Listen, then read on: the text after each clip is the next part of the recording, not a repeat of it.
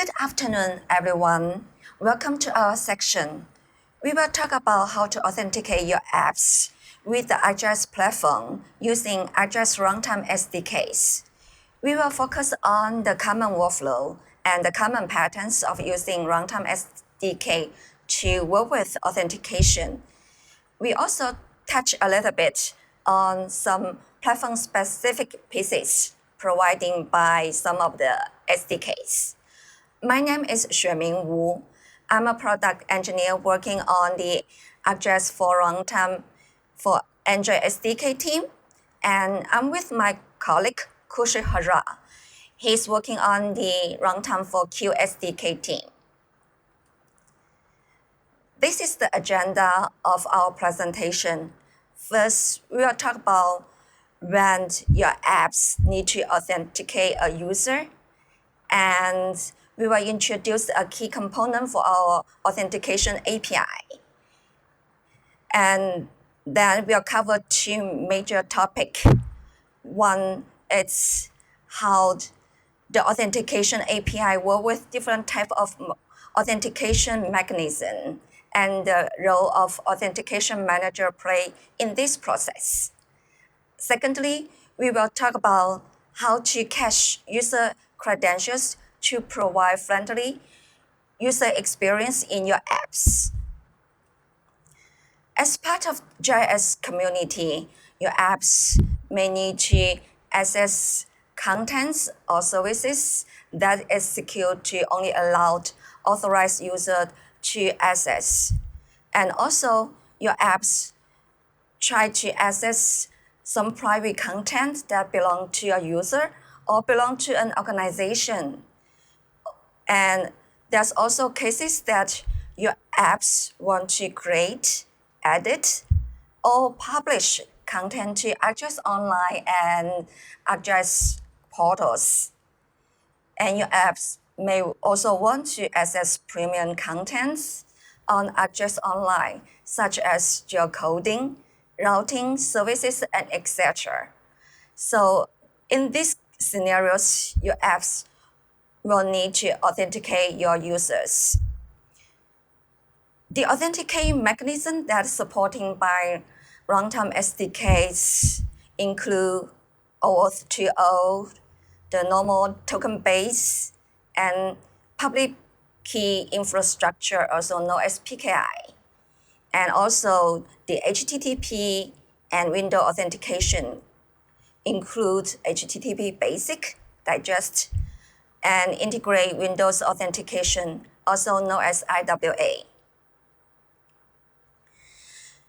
Security is complicated, and dealing with security requires a lot of work.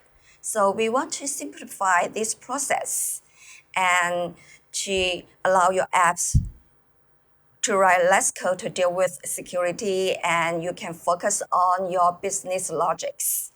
We want to provide a central logic to deal with all the authentication relating configurations and operations so that we can avoid different failure points. And we also want to allow your app to only need to deal with security in one place and only need to do it once. And we also want this central logic to handle all the authentication mechanism for all the resource type, including layers, tasks, etc. And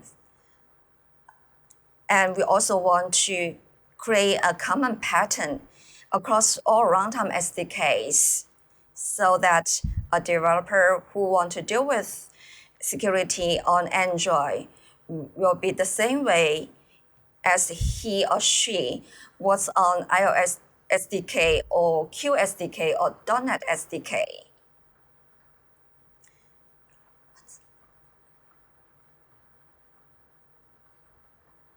Sorry about that.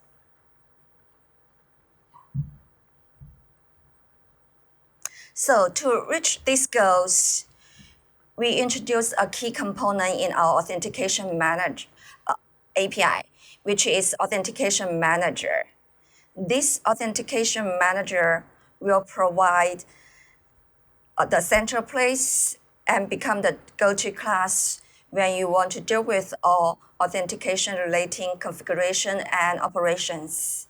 It allows you to set an authentication challenge handler to work with all the authentication challenges. And this Authentication Manager also manage OAuth configurations when you work with OAuth authentication. It also manage the client certificates to work with PKI authentication. It also contain a list of the hosts that your apps want to trust.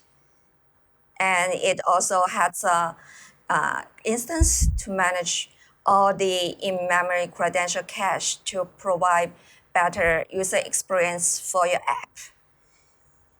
And the Authentication Manager is a singleton, meaning there's only one instance in your entire app. If you want to read more about this Authentication Manager, you can go to our developer website to read through the guide dog for this topic. And here's the diagram of the high-level common API design in all runtime SDKs. And you will see that the Authentication Manager is the centerpiece of the Authentication API.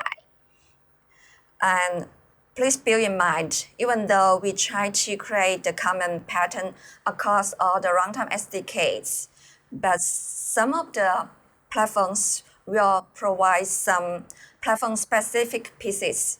We will point out some of these differences along our presentations. With this, I'm going to pass to Kushik to show you how the Authentication Manager can work with different types of authentication mechanisms. Thank you, Shuming, and a very warm welcome to all our users. So Shuming just talked about Authentication Manager, which is a key piece in our runtime API when you're dealing with security. So I'm going to show you how the Authentication Manager works and what it does. So let's quickly take a look at some of the different types of authentication that you might encounter. So what happens is when you are accessing a resource that is authenticated on the portal or the server, the resource, once a network request is made, it will tell via the response what type of authentication it is.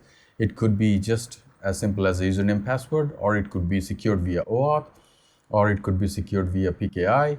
So the response actually tells the client what type of authentication it is. So as part of Runtime API, we handle that for you. So now, based on the type of authentication, you might need a different viewer to handle that. So in runtime, we call them challenge types because it's ultimately a challenge. So we look at the challenge type and issue a certain kind of viewer for you to handle that challenge. So let's take a quick look at it.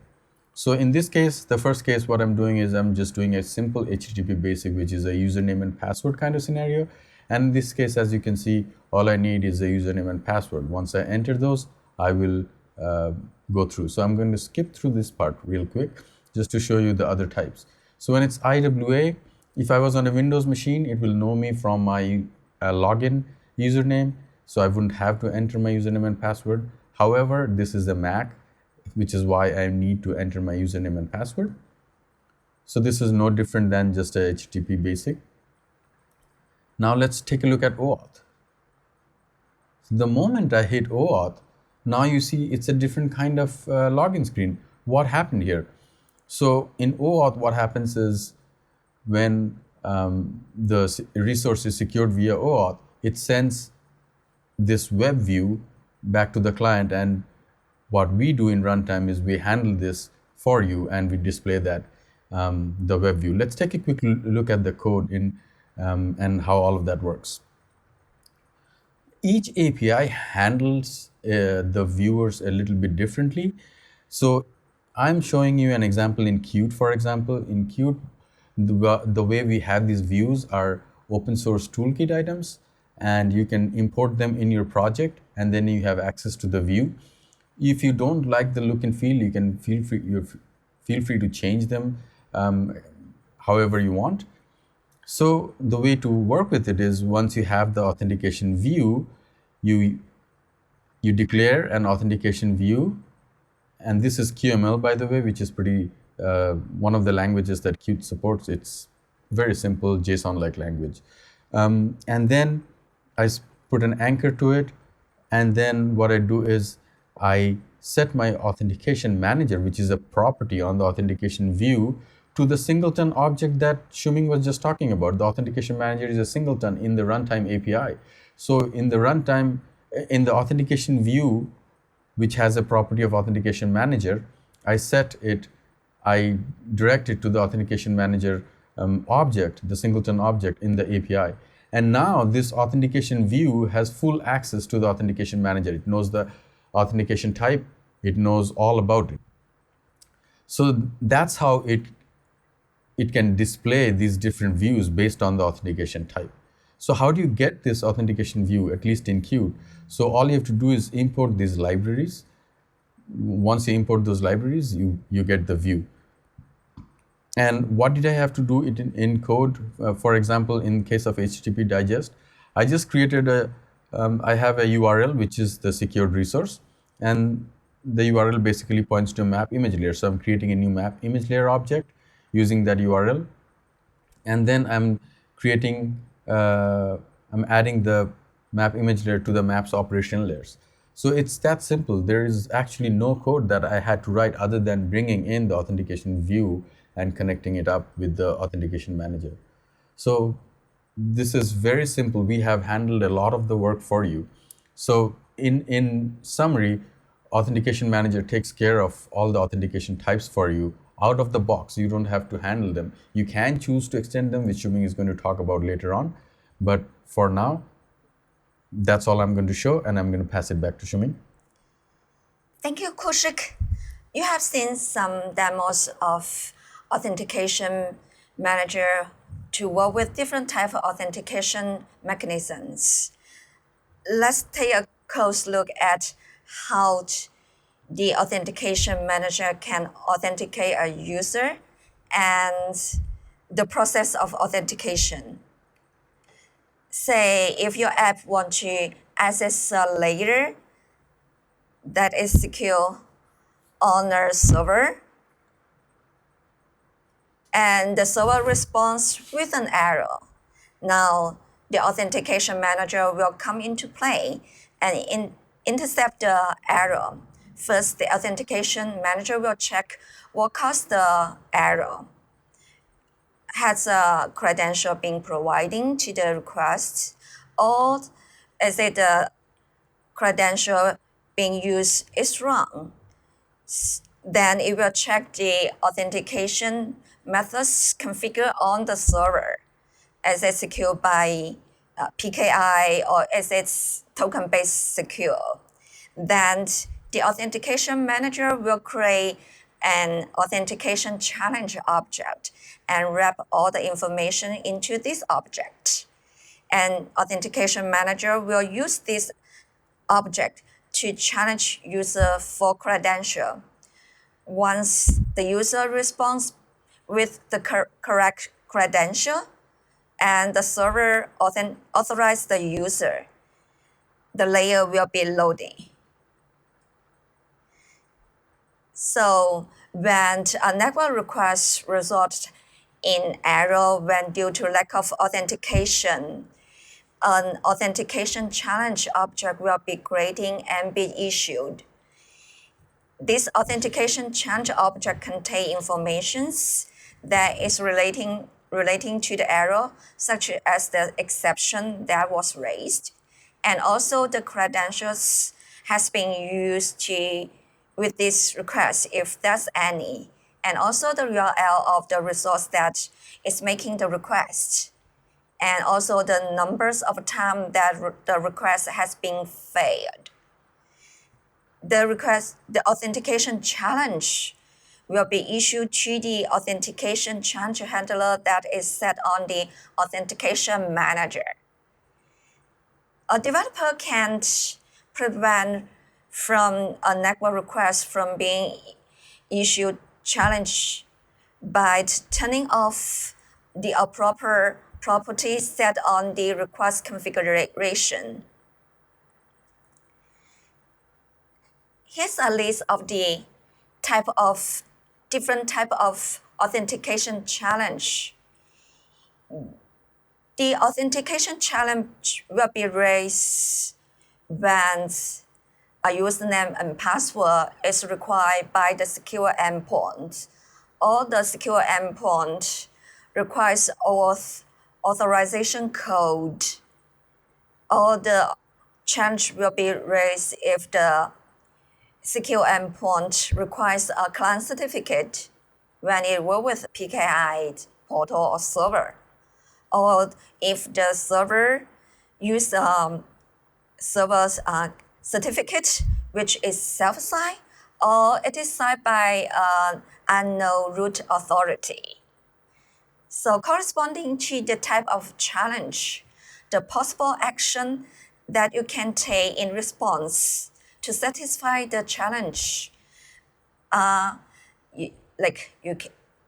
the challenge handler can provide for username and password, or the challenge handler will provide the OAuth tokens to the endpoint, or the handler prompt for client certificates, or it also can prompt a dialog to ask the user to trust an unknown authority certificate endpoint. Or the handler don't want to do anything, it can just cancel the network request.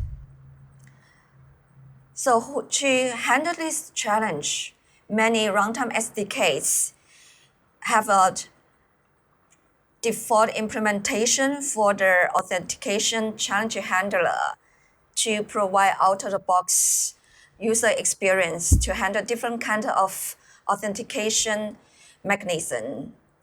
And also, if the developer doesn't like the look and feel of and also the behavior provided by the default challenge handler, they can implement their own custom handler, or they can do a mix and match to extend the default challenge handler and override some of the behaviors or some of the UI to meet their needs.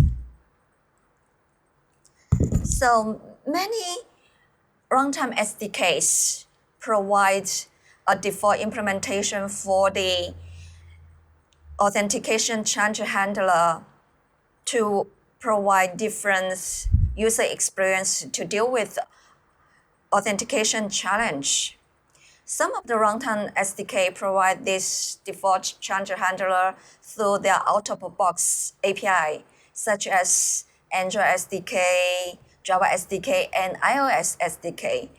While some of the SDK, like QSDK, they will provide a default implementation for the challenge handler through Toolkit, as Kush already showed you through the demos. And here's an example of how to use the default challenge handler on Android. That's only 2 lines of code. You need to create a default authentication challenge handler and set it on the Authentication Manager. With these 2 lines of code, you will get this user experience and the UIs for free. This is the UIs that show in this screenshot from leftmost to the right. The first one is the dialog prompt for username and password. And the second one is the dialog asks user to accept an untrusting host. The third and fourth one are the UIs to work with PKI secured endpoints. And the rightmost one is the dialog OAuth to load the OAuth sign-in page in a browser.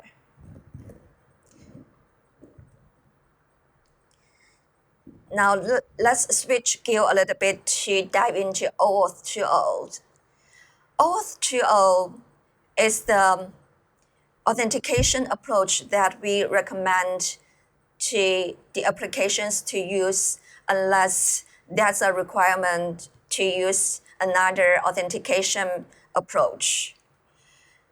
OAuth 2.0 is a standard for dealing with authentication decisions among different web-enabled devices and servers. You may not have heard about OAuth, but you must have used it before. Like when you use your social account, such as Google Plus account, or your Twitter account, or your Facebook account to sign into an application. That's the OAuth play behind the scene. In Runtime SDKs, we support two authentication patterns, the name user login and app login. In the scenario of name user login, it allows users to authorize your application on their behalf. Then that's the ArcGIS Online or the portal prompt users for credential. Then the app will use the user's credential to access their private content or services. While for the app login scenario, the app used hard coding credentials to log into ArcGIS Online or portal. Then the user will access your content on your behalf. As the name user login pattern is more commonly used, let's look at this workflow a little bit in detail. The name user login is a two-step process. First, your app will direct user to the sign-in page on the authorization endpoint in a browser with the client ID and redirect URI and optionally refresh token expiration interval. And then this endpoint will create an authorization code for your app and redirect the authorization code back to your app. Then your app will use this authorization code to exchange for tokens, including access token and refresh token through the token endpoint. Then with this access token, your app will use the access token to access the private content on ArcGIS Online or portal. For access token, it is a short-lived token. By default, it's only valid for 30 minutes. So for Runtime SDK, we want to provide better user experience for you. Then behind the scene, when the access token expires, the Runtime SDK will use the valid refresh token to regenerate access token for you so that your app user doesn't need to sign in again after the access token expires. And as for the refresh token, by default, refresh token is valid for 2 weeks. You can override this behavior by passing in the refresh token expiration interval when you sign into the online or portal. And the refresh token can be valid up to 19 days. And if the developer specifies that it wants to have long-lived refresh token, the Runtime SDK will exchange refresh token every 24 hours by default for the app. This behavior is normally used in a workflow that your apps want to allow the user to sign in for a long time and don't want the user to type in their credential again and again. Runtime SDKs provide their default implementation for the default change handler, including the OAuth 2.0. So to work with the OAuth 2.0 using the default change handler is really straightforward and simple. You only need to create an OAuth configuration with the client ID, redirect URI, and optionally the refresh token expiration interval, and add this configuration to the Authentication Manager. Then the default change handler will take care of all the authentication process with OAuth for you. And the default change handler will support social login with OAuth. The social login is you can use your social account such as Facebook and the Google Plus account as shown in this sign-in page.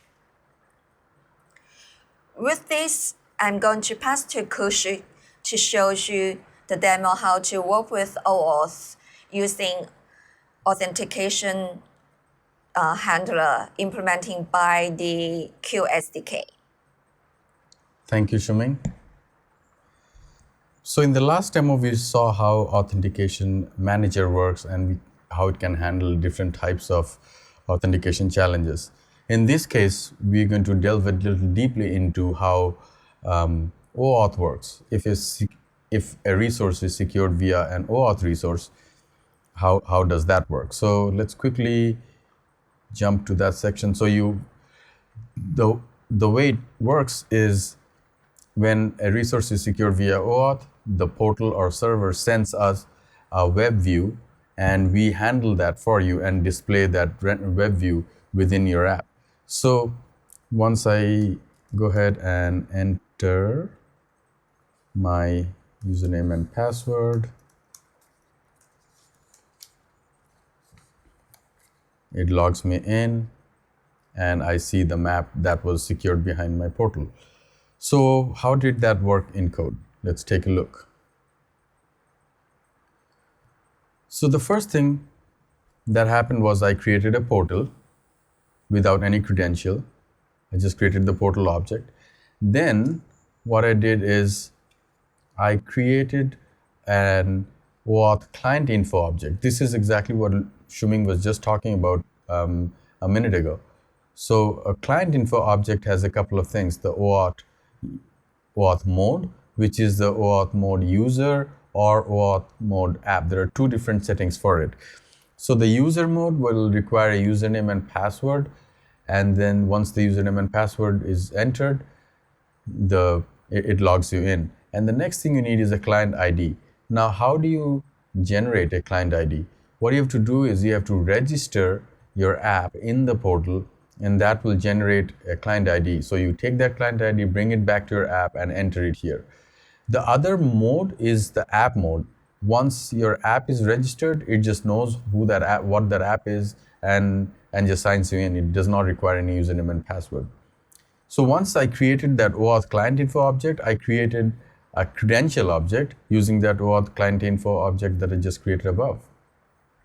Then the portal that I created above, I set the credential object to the credential that I just created.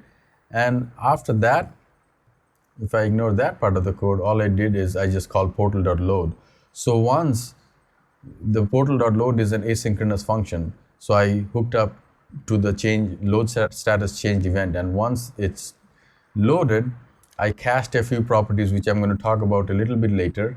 And then what I did is I created a portal item, which is a web map, and then I set the map. I created a map out of this portal item, and then I set the map views map to the new map that I just created.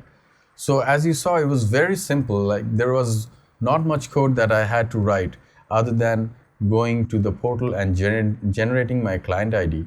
So OAuth is, our recommendation is use OAuth as much as possible. If go and talk to your admins, if they've not secured your items via OAuth, we would recommend that you talk to your portal admins to secure your items via OAuth. Because the sweetness of OAuth is, once the user enters their credential, the developer has no access to that knowledge, so has no knowledge of those credentials. It goes straight to the portal, because portal is the one which is generating that login page, right? So the developer has no knowledge of it. All we can cache is the client info object, but other than that, there is we don't know. As developers, we have no access to that username and password. So it's highly recommended to use OAuth as much as possible. And in the next section, we're going to talk about how you can cache some of these things so that you can reuse them, because might have a workflow where you might not want the user to log in time and again. With that, I'm going to pass it back to Shuming, and I'm going to talk more about caching in a little bit. Thank you, Kaushik. As Kaushik already showed you how you can work with OAuth using the default change handler implementing by the Runtime SDKs. It's quite simple and straightforward. But there's some scenarios that you may not like the look and feel or some of the behaviors of the default change handler. Then you can implement your own customized authentication change handler. The way that you implement your customized change handler varied a little bit based on the SDK you are using. As Kush already mentioned, on Q SDK, they implement their default authentication challenge handler through the toolkit, and that it is open source. So you can update that toolkit however you want. But for some other platforms, it will be a little bit different. Like for Android and Java SDK, the way you want to implement your customized challenge handler, it's first you need to implement the authentication challenge handler interface. And then you need to override the method called handle challenge to handle different kind of authentication challenge, including like token base, PKI, IWA, or untrusting host, etc. It's based on the workflow you want to support. And then you need to set this customized authentication challenge handler on the Authentication Manager. Then the SDK will know how to issue the authentication challenge to and who will take care of the challenges. And of course, you also need to implement your own UI, including dialogues to prompt for username and password, or also maybe a web view to work with OAuth sign-in page, or some dialogues that allow the user to pick client certificate to work with PKI, and etc. Now, I'm going to show you a demo of how to work with a custom authentication handler on Android.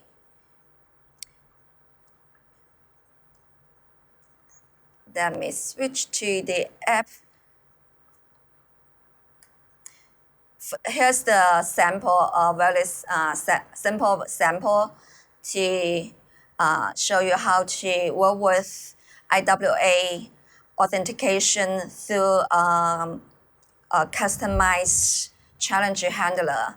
On top of this box, this is the URL of the portal that I'm going to access. Once I tap search, as this portal is secured by IWA, it challenged me and prompt me for username and password.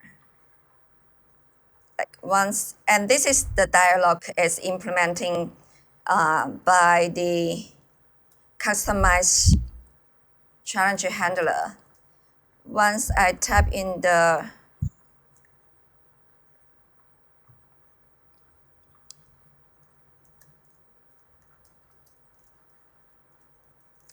sorry, let me tap in the right password.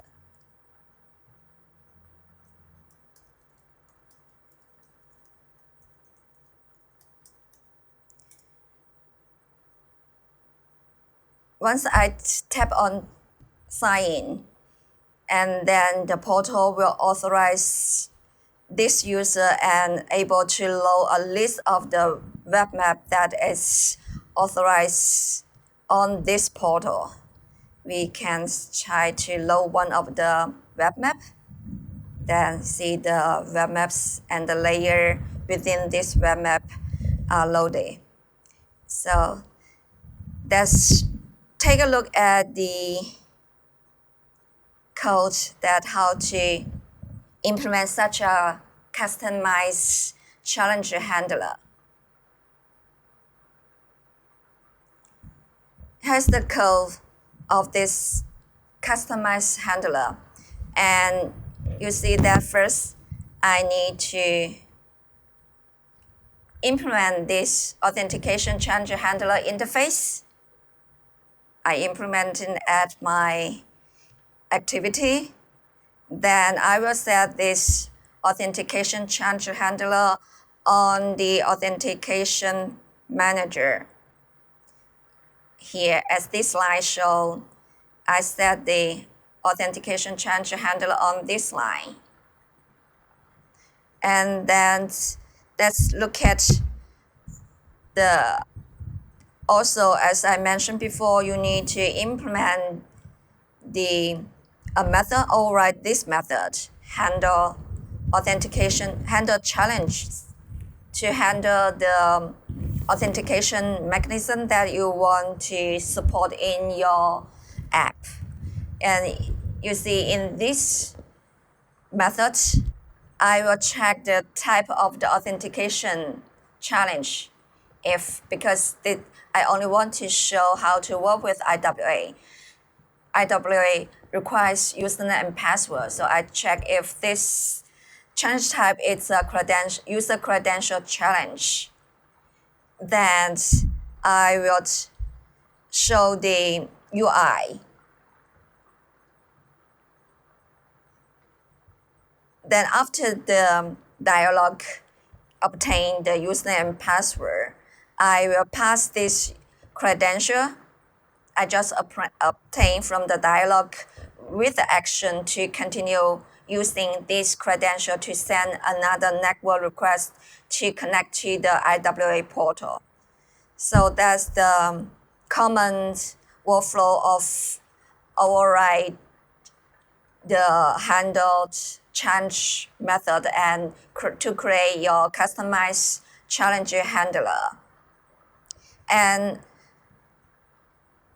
also, you need to implement your OAuth UI. Let me see. So that's the OAuth you need to do when you want to customize a change handler to meet your business need requirement.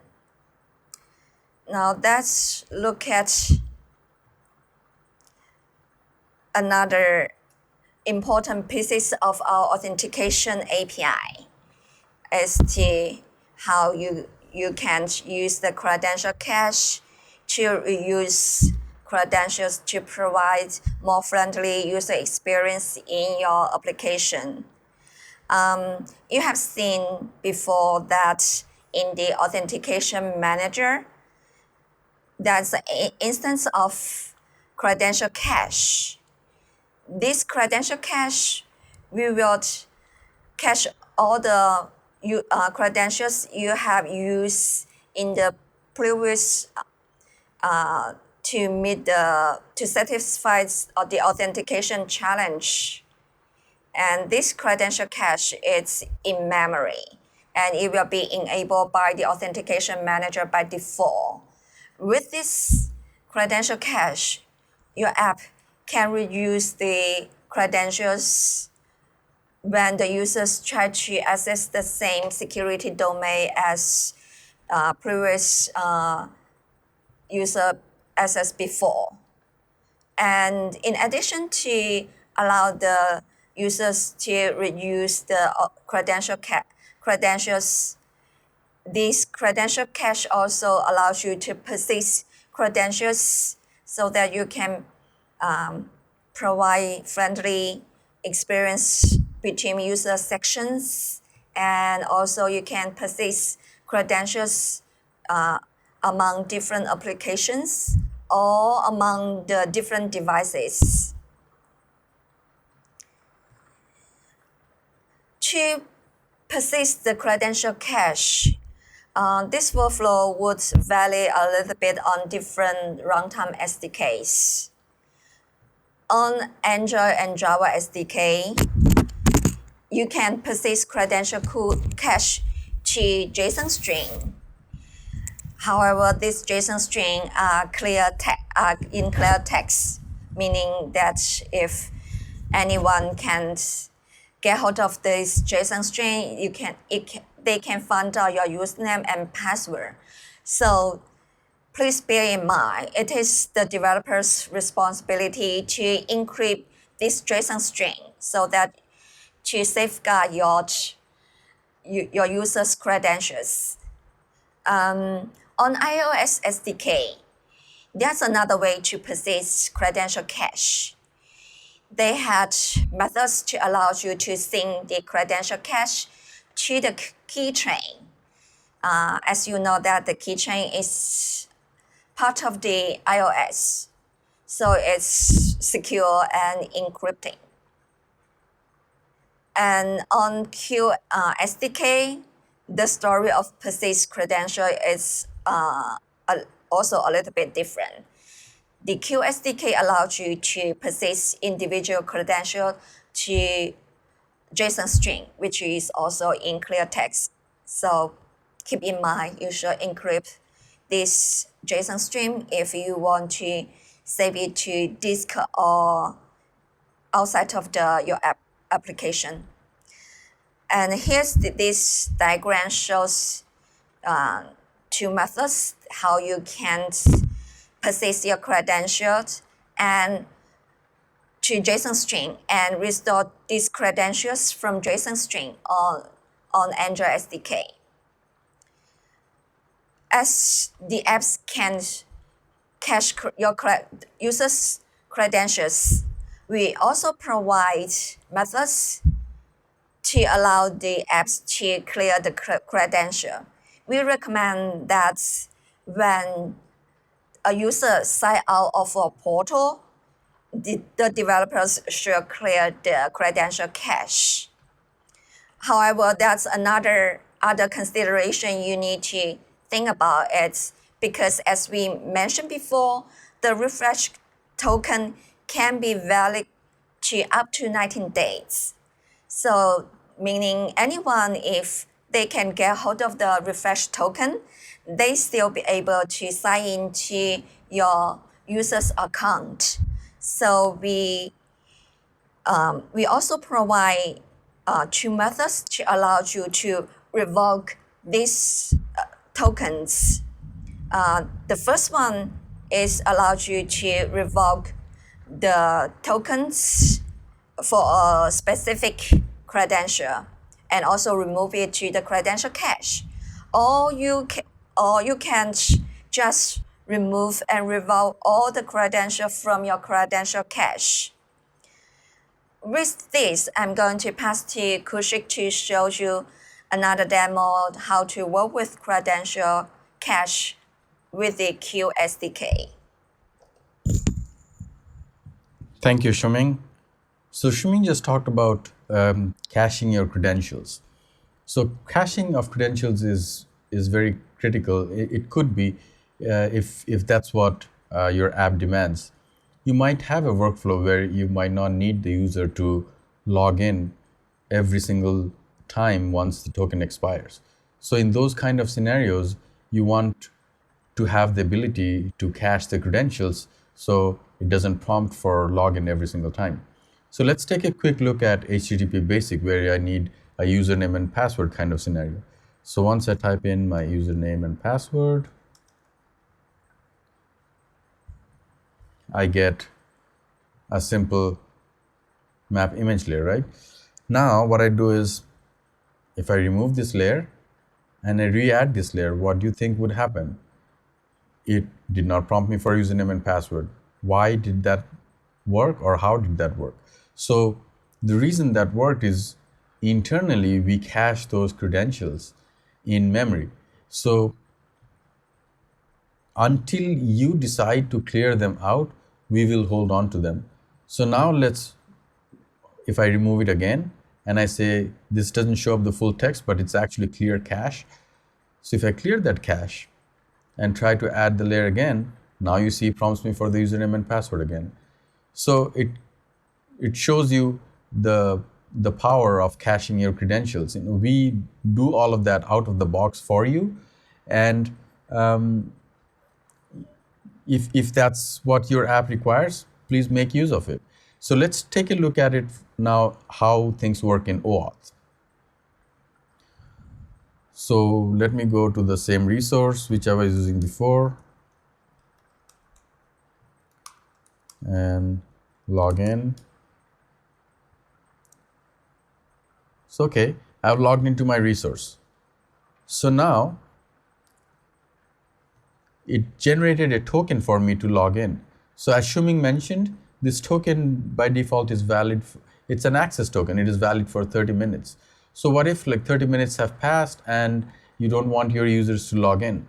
So in that case, you can use a feature called where you can regenerate the access token, and that's called using a refresh token. So you can use a refresh token to regenerate that access token, and the refresh token is valid from 2 weeks, and you can override it up to 90 days. So that's a very powerful feature, but at the same time, as Shuming said, you have to be careful when you're caching those. There are ways to cache them on disk. Even like when you're caching them on disk, you have to make sure you encrypt them properly. So let me quickly show you in code how that worked.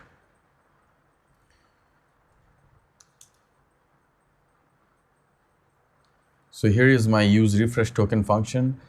So what I did is, remember I told you earlier when I created the portal via OAuth, I cached certain things. Let's take a look at that first to see what I cached. So once the portal loaded, these are the things that I cached right here. So I cached the portal URL. I cached the client info. So I saved this to a global variable here in my app. And then I saved the token service URL because it's a different URL that I need to hit to regenerate the token. And here is the refresh token. I actually cached the refresh token as well. So I'm going to make use of those right now. So when it comes to using the refresh token, so I created a portal with the OAuth credential object. Now, how did I create the OAuth credential object? So I create a credential object and I said, where is my client info? So my client info is the cached client info that I'm using right now. Once the portal logged in, I cached that client info, and that's what I'm using to create the credential object. And then in the credential object, I'm also setting the refresh token, which is the property is called OAuth refresh token, and I had cached that, which I'm using right here. And then I'm also giving it the token service URL. This is the URL that it's going to hit to regenerate that token. So, and from that point onwards, it's no different because I'm just creating a portal using this credential object that I just created above, right here. So, and then once it logs in, I'm creating the same item, and it's no different. So you can see it's pretty straightforward. However, you might have a scenario where you might need to, might not, your users are offline and they're logging out and logging every day, and they're running a new instance of the app. So you might want to persist that login information between sessions or between app restarts. How do you do that? So that's what I'm going to show you right now. So let me sign in via OAuth one more time.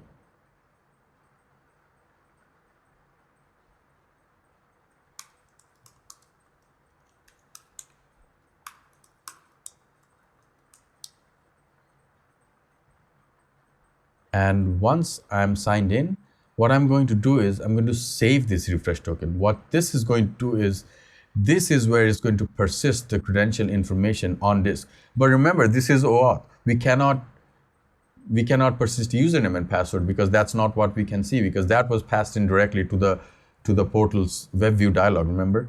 So all we can cache in is the portal redirect URL, the client info object, all of these. I'm going to show you this to you.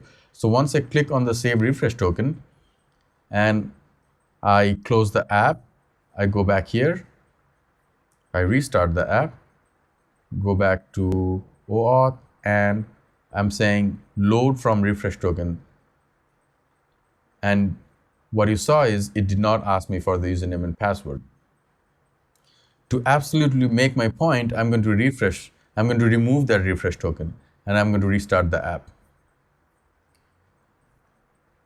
So it should not exist on disk anymore. If I go back and say load from refresh token, it does not load. What I see is in my app, I see fail to find a client ID. Okay, now let's take a look at and see what we just did. So once I clicked on save refresh token, all I did is create a JSON string, and in that I saved the portal URL, because once the app shuts down, I don't know what URL was hit, so I need to cache that. I saved the refresh token again. I saved the token service URL just like in the past step, and the OAuth client info properties, the client ID and the OAuth mode. And I took all of that JSON and wrote it out to a file. And when I said load from refresh token, the first thing I checked is whether the JSON file exists or not. And that's where you saw the message in the last step, and where I couldn't find the client ID after I had removed the file. But if the file exists, it creates a client info object based on those cached properties. Now I read the JSON back, I read the client ID, I read the OAuth mode, and then I create a credential and set the client OAuth client info object to the one that I just created above. And then I give it to the credential, I also give the token service URL and the refresh token. Once all of these is done, I create the portal object using the credential, which is right here. I set the credential and I said login required equals true, which means it requires a login. So do not allow anonymous users through. And once all of that is successful at that, and I just call portal.load, from that point onwards, it's no different. Once portal loads, it's loading that item, it creates the map with the same item and sets the map on the map view.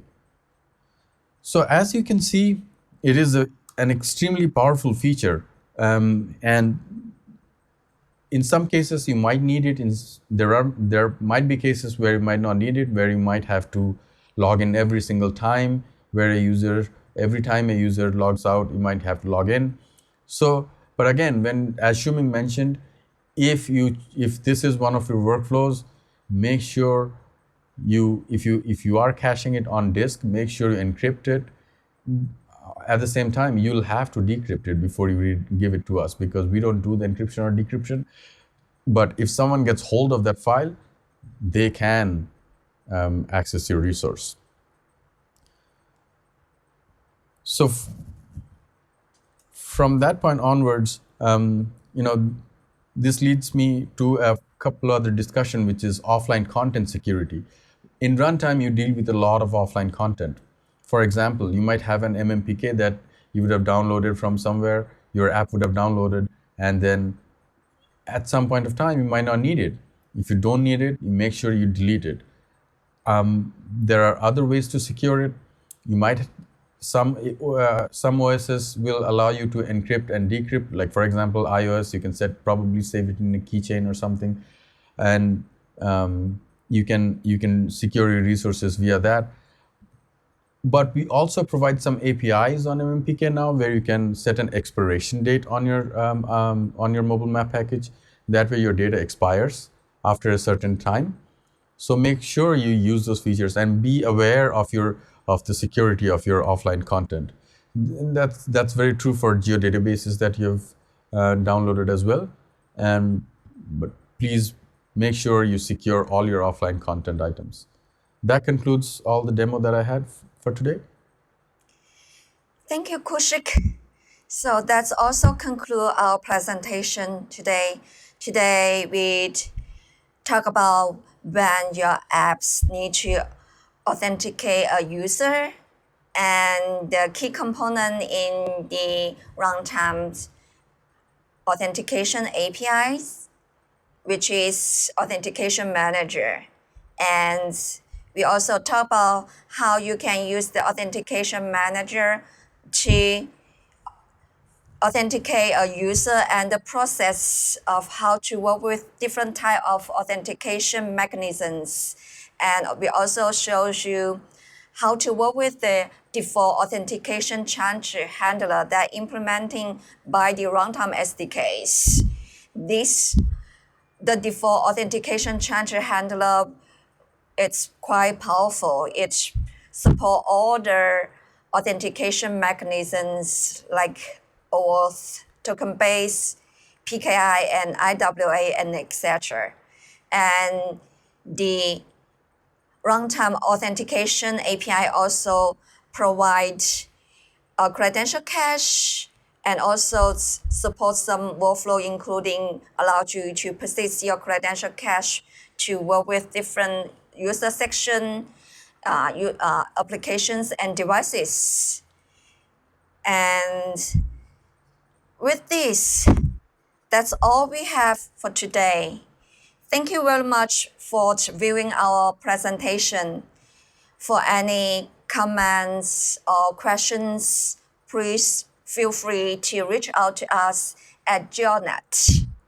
Thank you. Thank you.